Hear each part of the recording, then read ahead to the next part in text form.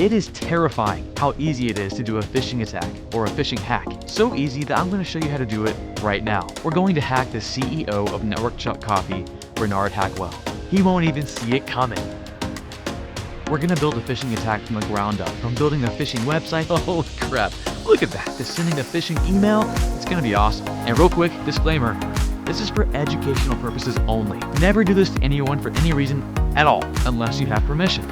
And a massive shout out to the sponsor of this video, thisisit.io. This is IT is more than a membership, it's a mission. I'm working with creators like David Bombal and Jeremy Chara. We're creating free content, low cost content, because we believe that IT education should not be expensive. And that's our goal, to create amazing content that's accessible to you. So consider partnering with us, thisisit.io. We actually just launched a free tier, which gives you a ton of amazing free courses and access to a Discord community that we just launched, and it's awesome. Get in there, ask questions, get help, get support. Anyways, start hacking. So my first phase in hacking Bernard Hackwell is I want to gain access to his LinkedIn profile.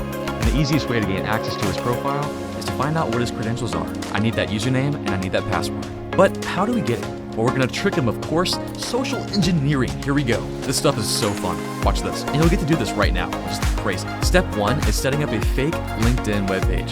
And it's going to look just like LinkedIn. It'll have a username field. It'll have a password field. And then when Bernard enters his credentials on this fake webpage, we'll be right there, listening. Setting up this phishing page and trying to get Bernard's credentials for LinkedIn. This is called credential harvesting, one of many social engineering attacks. So now let's set the sucker up. And again, it's super easy. Watch this. To do this attack, we're going to use Linux. Now I have Kali Linux, a Linux distribution for hacking, but you can use other common Linux distros like Ubuntu to do this attack. Now here we go. I'm going to launch my terminal and we're going to use the command git clone. Now if you don't already have git installed, just sudo apt install git and get it.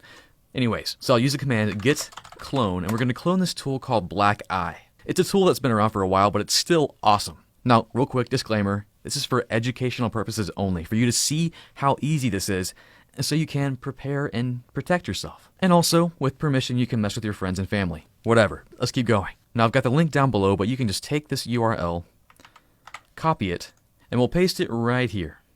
And go. It's going to clone that tool.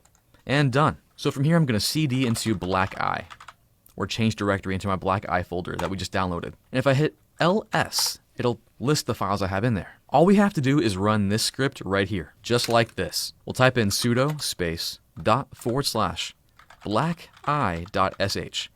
You ready?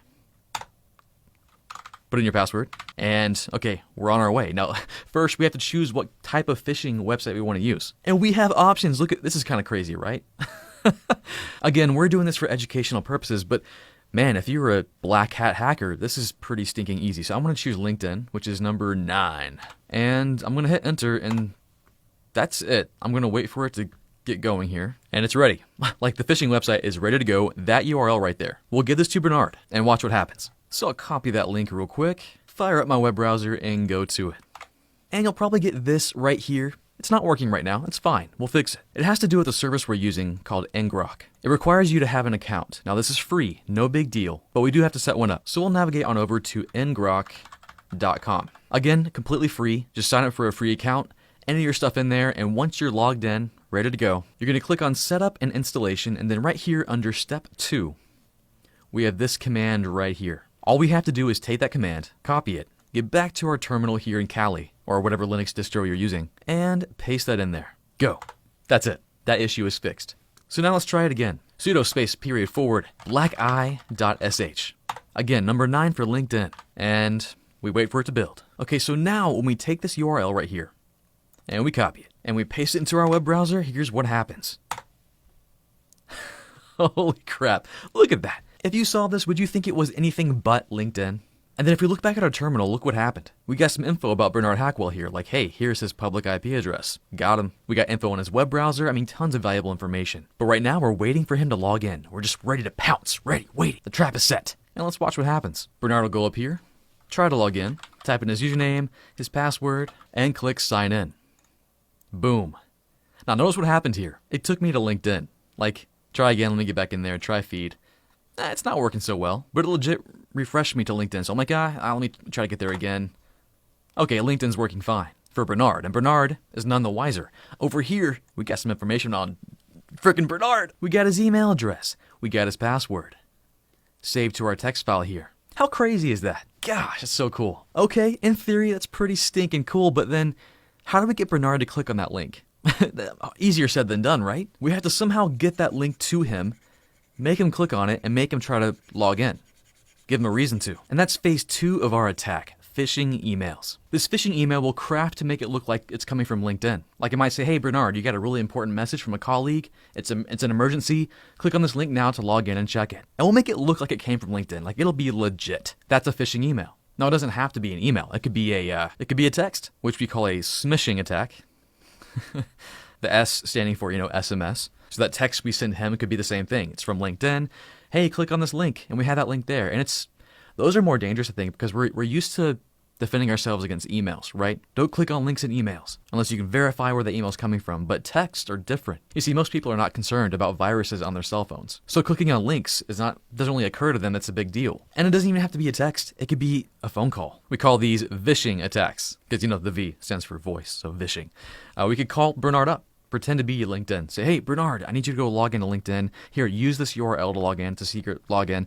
And just put in your username and password. Cool. Gotcha. Okay, thanks, Bernard. That's all I needed. But you know what? I say we go old school. Let's go the email route. Now, typically a phishing email is like going out to lots of people, like a mass email. Like if I didn't care whose LinkedIn credentials I got, I would just send a bunch of phishing emails out to everyone with my URL saying, hey, log into your LinkedIn. You got a message. That'd be a typical phishing email attack. But I don't want just anyone. I want Bernard. I want Bernard's information. So when I target someone specifically with a phishing email, that's called a spear phishing attack. Very nautical themed here, but the idea is that phishing, traditionally, you'll be using a net, just trying to catch whatever person you can get. Whereas spear phishing, you kind of have someone on target. You're going to throw that spear, the gun, I don't know, I don't spearfish. Do you spearfish? Let me know below if you spearfish. Anyways. So spear phishing is when I focus on one individual, one target I have in mind. Bernard. And even more so, this attack goes further because I'm targeting not just anyone, not just a regular guy, not a barista, not a clerk. I'm targeting the CEO of Network Shut Coffee, the highest guy in the company. Now when hackers target important people in a company, people who have influence and power, this is called whaling. Bernard's my whale. I'm going to get him. So here we go. Now sending a phishing email is also pretty easy. Now we're going to use Linux again. I'll be using Kali. And we're going to use the Social Engineering Toolkit, or SET. That will come pre-baked on Kali Linux. So that's why I always recommend that. Here we can do a lot, but we're going to stay focused. We're going to send a phishing email. Let's do it. So option 1, social engineering attacks. We're going to send a mass mailer attack, so I'll choose option 5. Now again, if I were just doing a regular phishing attack, it'd be, yeah, let's do a mass mail. Let's send it to everybody. But no, we're doing one single email address. We're doing a spear phishing attack, more specifically a whale, because Bernard is a whale. So we're going to choose option 1. I'm going to send that to bernard.hackwell@gmail.com. So in this case, you would have to at least know your target's email address. Enter. You can choose to use your own SMTP relay, or you can just use your Gmail account. I have another Gmail account I can use. I would recommend a fresh Gmail account, one that you don't normally use. So here we go. Gmail. I'll enter my credentials. I'm not going to show you this. I'll say it's from LinkedIn messaging. That'll be the from name, and then my Gmail password, and then some other information. Attach file, no. You could attach a file, blah, blah, blah.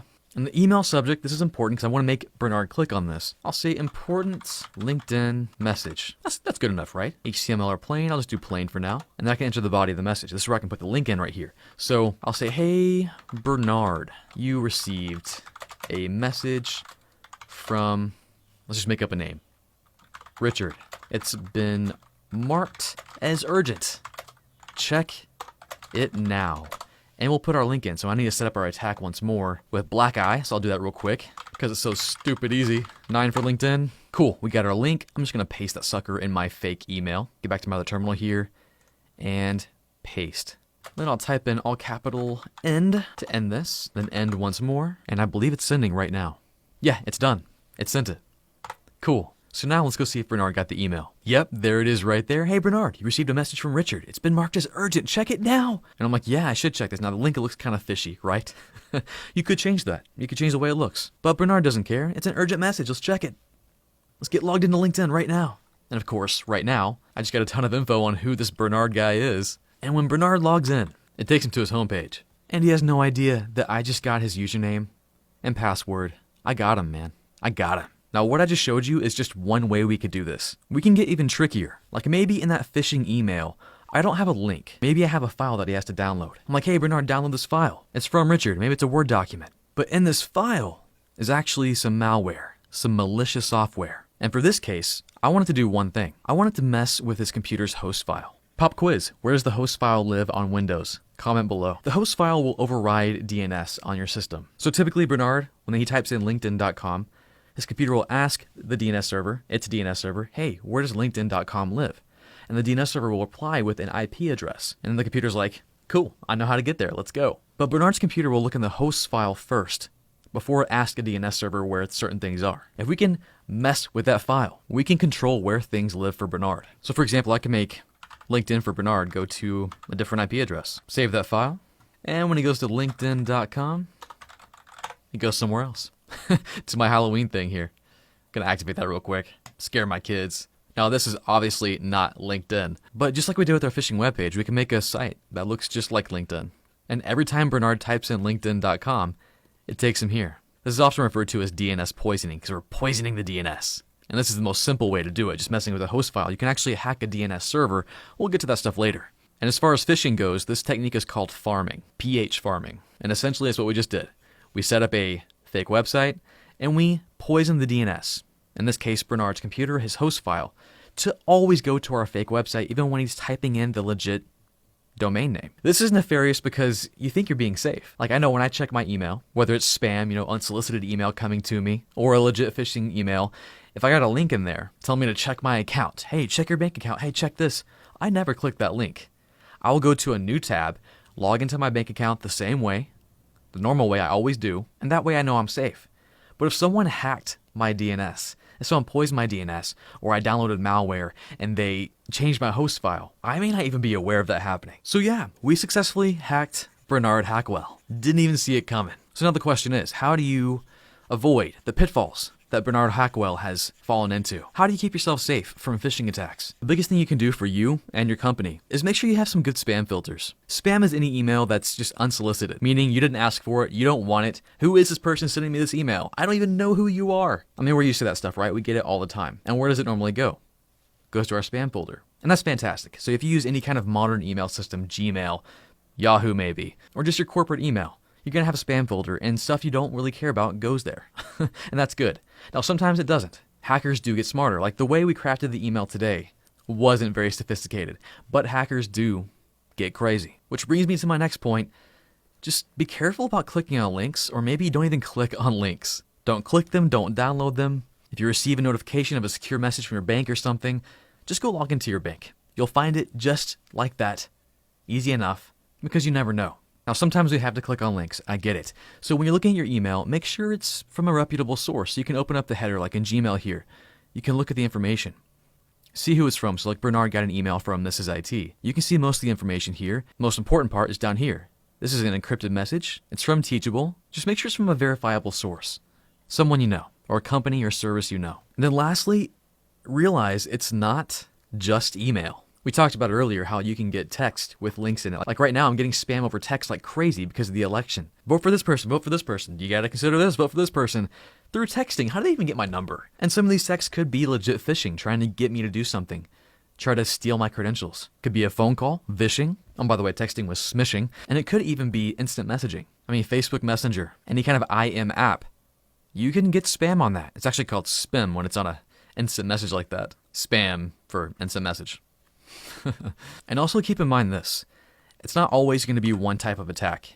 They may not always be using a credential harvesting attack just trying to get your username and password. They could trick you into doing all kinds of stuff. Social engineering is amazing. It's terrifying because again, they're hacking the human brain, the human OS. And in some cases, actually, let's be honest, in a lot of cases, it's not too hard to do. So for example, maybe I don't want Bernard's credentials. Maybe I'm going to use a phishing email, a spear phishing email, and maybe I'll pretend to be one of his vendors.